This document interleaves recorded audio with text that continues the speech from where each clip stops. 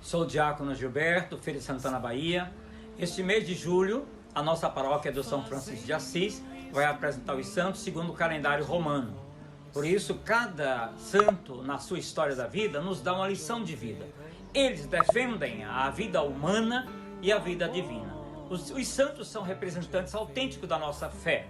Por isso, com atenção, abre o teu coração para dignamente escutar a história de cada santo em cada dia desse mês. O Senhor te abençoe e volte para você o Senhor lá e te dê a paz. Em nome do Pai, e do Filho, e do Espírito Santo. Amém. Santo do dia, 27 de julho, São Celestino I. O Papa Celestino I, eleito em 10 de setembro de 422, nasceu na Campânia, no sul da Itália.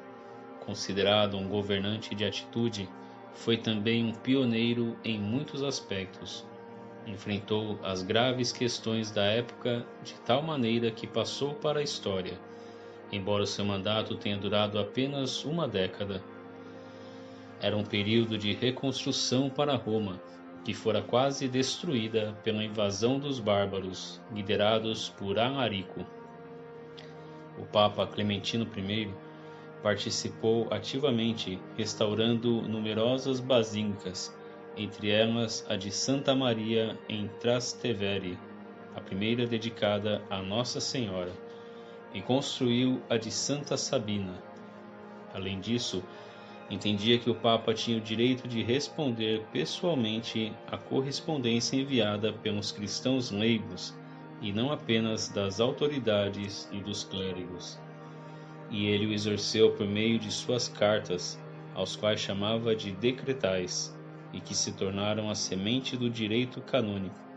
Também foi vigoroso o intercâmbio de correspondência que manteve com seu amigo e contemporâneo, Santo Agostinho, bispo de Hipona, do qual foi ferrenho defensor. Foi ele o primeiro a determinar que os bispos não deveriam nunca negar a absolvição a alguém que estivesse morrendo. Também proibiu que os bispos vestissem cintos e mantos como os monges.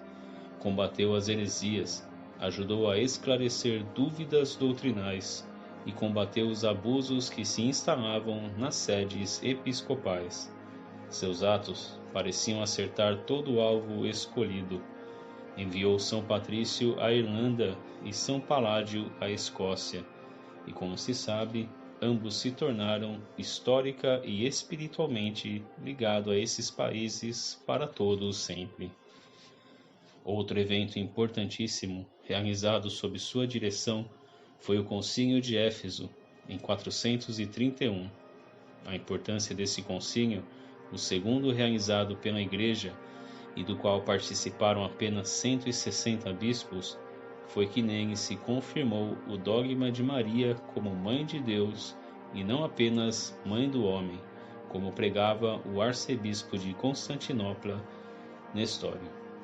Ele defendia a tese de que Jesus não era Deus quando nasceu, e, portanto, Maria era apenas a mãe do homem Jesus e não de Deus feito homem.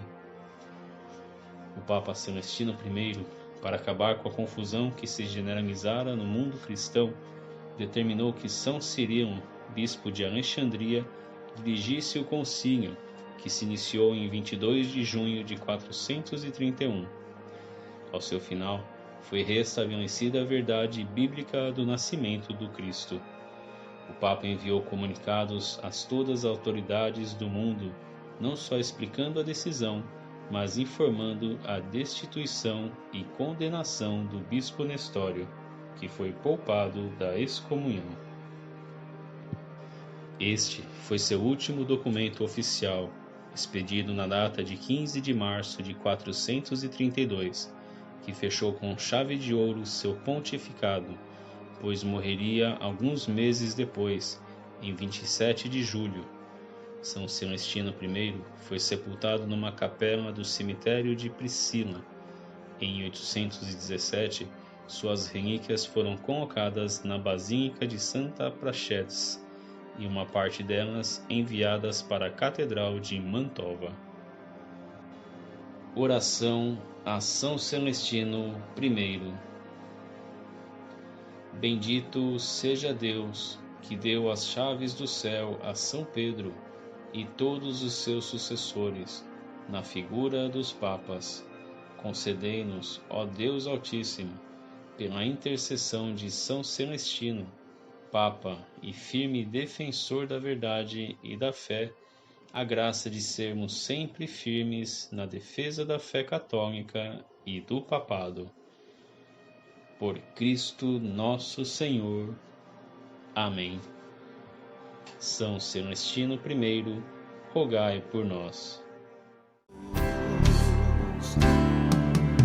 Sede santos,